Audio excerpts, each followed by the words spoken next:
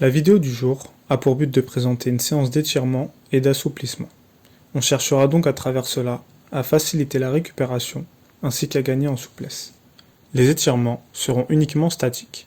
On les fera donc après un match par exemple ou lors d'un jour de repos. On veillera à ne pas les réaliser avant un entraînement où on devra plutôt réaliser des étirements dynamiques.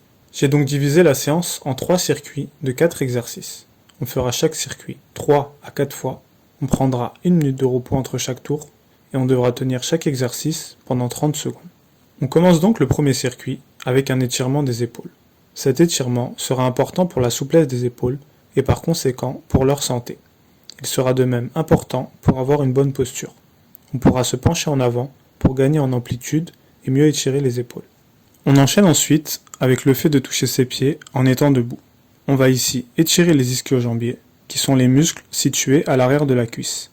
On essaie sur chaque exercice d'être détendu et d'expirer suffisamment pour de meilleurs résultats.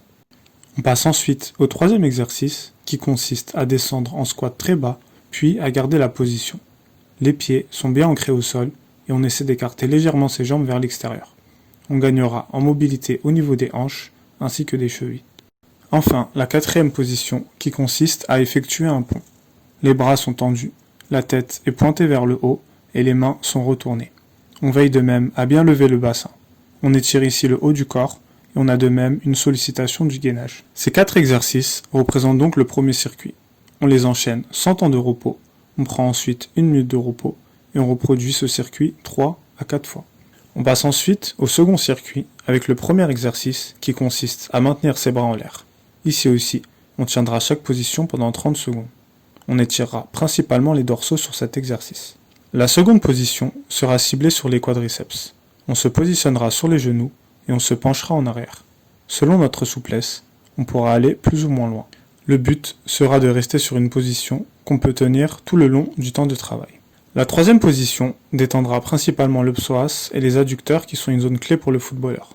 On aura donc une jambe pliée et le haut du corps droit. On fera ici 15 secondes d'une jambe, puis 15 secondes de l'autre. La quatrième sera pour les abdos.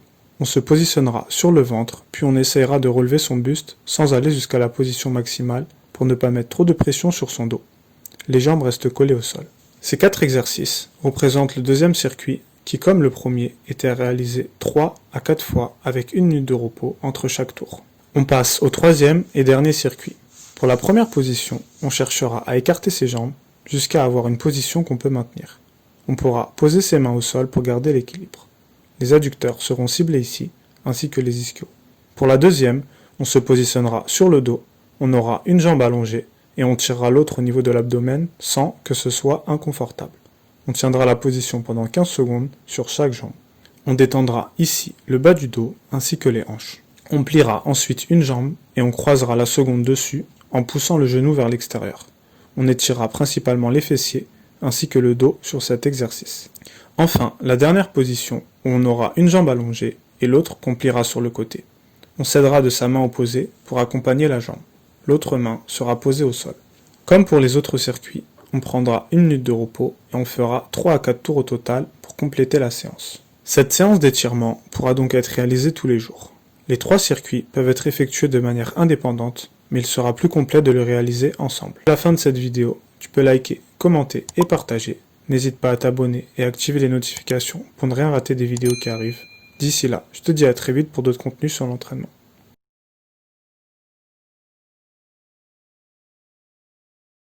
Donc voilà, je recommande ce livre pour les footballeurs.